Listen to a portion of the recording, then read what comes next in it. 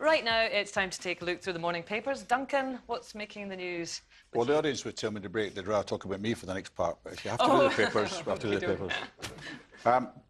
Britain's best-selling quality daily, The Telegraph, has got the story, your country needs you to work 5 years longer. Oh, God, I'm fed up already. It's only Wednesday. But, you know, they're going to raise the state pension age when you get it. But this has always been mooted anyway, even before the credit crunch, we're talking about it. Yeah. Because we're living longer. And somebody many years ago said we'd all retire at 60 or 65 and get a pension. But that's just not happening because, you know, we're spending so much money looking after the elderly. We're losing money on credit crunches and things that it's time we did something different. It's an interesting one, isn't it? Because there's a lot of people... I mean, my parents are...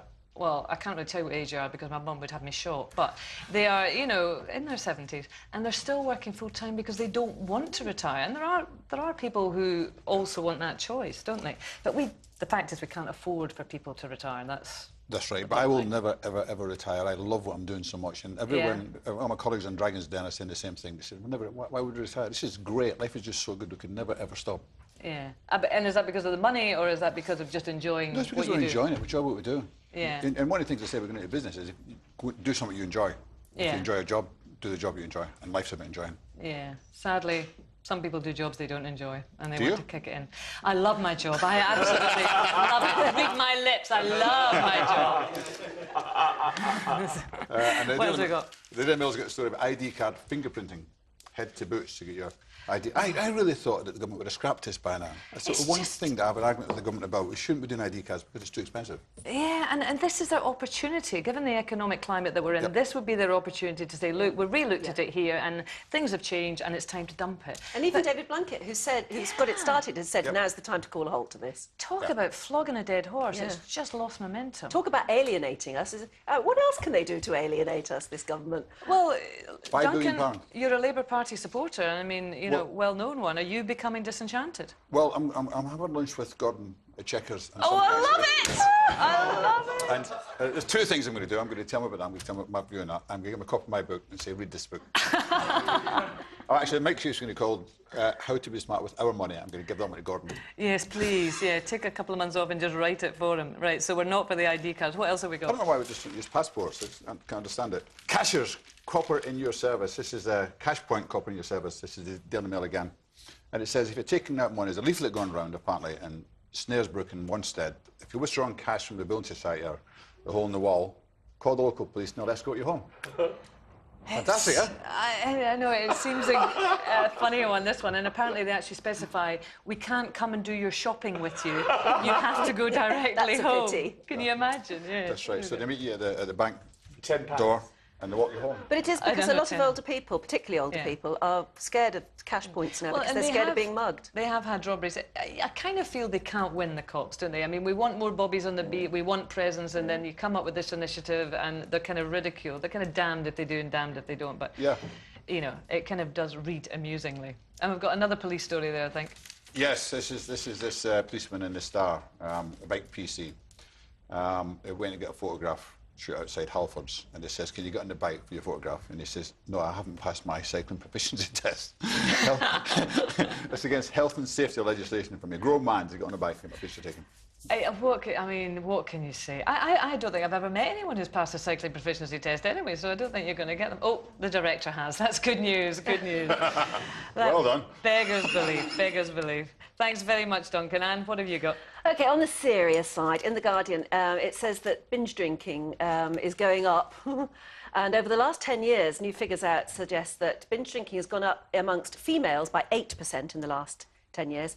By males, only 1%. I mean, they've always been big binge drinkers, but women are catching up. Yeah, and of course, yesterday we had the story about increased violence due to drinking. In hospitals and things like that. There's no good side to this. OK, but now here we go. Sorry about this, Duncan, but Gordon Brown, right? I mean, yesterday should have been a good day for him because he needed a good day. But it didn't work out that well. And it's all over the papers, as you can imagine, particularly the Times are making a bit of a meal of him because he went out yesterday to a school and he was pictured in front, and he's actually got a special assistant to stop him being pictured in embarrassing positions. And he delivered his speech and was pictured with Nazi symbols behind him. It's because there was a totally justifiable exhibition there which he was visiting by these children who'd done this historical exhibition. Fine, but he's actually employing somebody who is named a former BBC producer called Nicola Burdett. She's 35. Oh, she's don't be been hired. rotten. The poor girl will never work again. She's been hired to ensure that the Prime Minister is not photographed in embarrassing circumstances. You know, but the story has become more about catching out Gordon than anything else, hasn't it? Yeah, well, but you know, he's got there's friends. a gleefulness about He's got this. friends like the former deputy, John Prescott, then said, "Oh, come on, Gordon's a great guy. He's just got the worst smile in the world." Yep. And then he did an impression. Then he did an impression of it. That is John Prescott's impression of Gordon Brown. Oh. With friends like that, who needs... Wait, when you go for your lunch at Checkers, Duncan, and presumably you'll have conversations about things like that, what's your take on it? What would you say to Gordon? I would say to Gordon, you know, never mind. Hang on in there. Hang on in there. Keep on going. Is that the trouble is that we have a problem in this country that every 10 years or so we have the same problem. You have a minister who doesn't have the full support because of the way our system works. You fire somebody from the front branch, they go in the back branch, and then they rebel against you. And it happens all the time. The only way we can really solve that as a country, never mind the parties, is to have 4-year terms, fixed terms for the government of this country. We need it. It's the best thing for the country. Okay. That's right. So every 10 years, you're faced often with a government that's just been there too long. Yep. And so everything looks rotten about it. Absolutely. Yeah, and we just can't get ourselves out of it, can we? I mean, we're now on a kind of downward trajectory there. What else have you got, Anne? This is extraordinary. In the wake of all of the baby P cases and trials, they said that Ed Balls, the Children's Secretary, has announced that members of the public will be appointed to child protection boards to improve safeguarding after the death of baby P. It doesn't say why. I can only assume that they're hoping that having 2 members of the public on each board will inject a little bit of common sense. Well, you know, I have to just add on this, and I'm not sure that it will work entirely the same way, but in Scotland they have a system called the Children's Panel, which has been running for a long time, which, you know, is lay people on a panel, and they see cases where the child is perceived to be in danger, and it's incredibly successful. So it's common sense, isn't it? And it's seen as a great kind of safety net. What I find amazing, though, is that there is this admission then that all these highly trained staff, and I'm sure they are highly trained, and some of them are extremely good at their jobs, don't possess common sense. Well, I don't know if it is. I mean, that's a bit of a leap, that, you know, to say that's necessarily the case. But, I mean, you know, we, the public, have certain expectations. So I suppose it's a case of getting people who have got experience within the community at that stage involved, Okay, it's a nice way of putting it. It's amazing when you have to sort of buy in a bit of common sense. Okay, and then this is the really important thing, that Marks and Spencers are charging £2 extra for bras which are over a double D cup because they have to use much more fabric and engineering, they say. And this has caused an absolute storm and a revolt amongst larger-breasted ladies who have deliberately bought themselves shares in Marks and Spencer so that they can turn up to the AGM and give Stuart Rose, an absolute ding-dong. Yeah, I think it's Snap a great their bras idea, into his face. And on that basis, I want a discount. I don't use as much material in engineering, so I want £2 off. Well, they're saying it's not about £2 off. They're going as low. You know, the prices are as low as they can. They said, but where they use bigger bras, bigger more engineering, more fabric, they've got to charge extra. Well, I can't wait to go to the AGM and see all these big-breasted ladies. Yeah, it's quite a treat, isn't it? Would you pay more for a fuller pant, Christopher? If they I beg your pardon. Actually, I get all my bigger pants from Marks and Spencer's. Do you have to pay £2 extra? No, you don't. No, you don't. Yeah. What's your style? What do you favour? I love boxers. Boxers? Yes. These jersey ones are the kind of, I quite like the jersey ones, actually, I like funny those. enough. They're rather grip your thigh. when they're flapping around. Yeah. Anyway, moving swiftly along, there are a lot of children throwing their books up in the air and screaming with delight because on the front page of the Times today it says, exams to be scrapped in swine flu schools.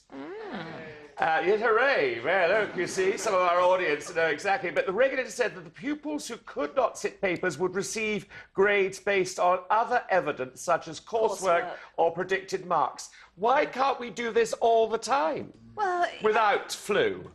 Well, I know. And what if a kid comes in and says, I don't have swine flu, but I've got a cold?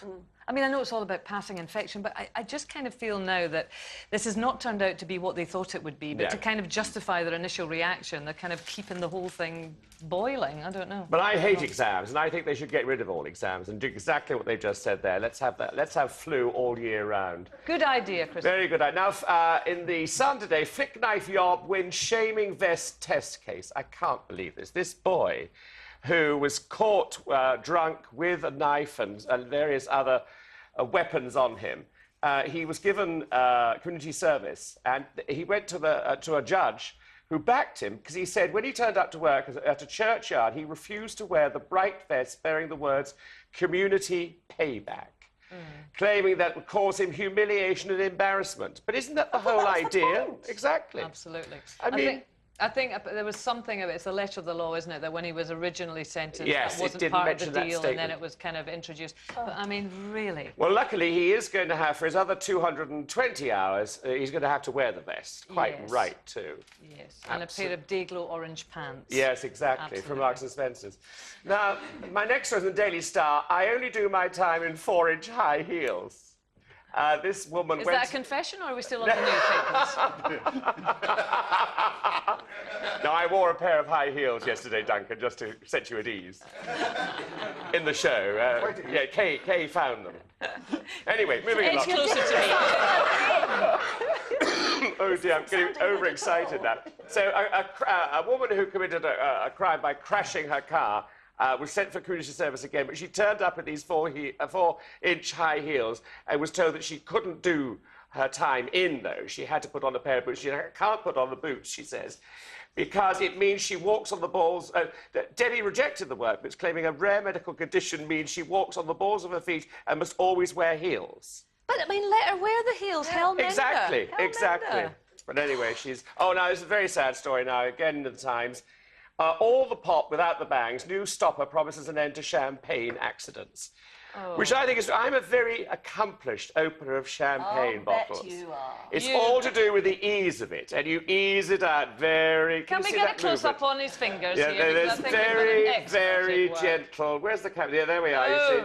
You do that, and you edge it out, and suddenly it goes, and then you have to retain it, and nothing comes out, just perhaps a little bit. I see that in a little while on the bloopers tape, frankly. I can see where that tape's going. But anyway, they've developed this thing. They took, where is it? They took €1 million to develop this idea, £885,000, in order to have women can open the champagne and nothing comes out or something. It's very... Well, it's an absolutely lousy idea. I can open a champagne bottle, can't you? Yes, okay? Yes, sure. Need any special help? Thank you very much. Christopher, you pop my cork anytime.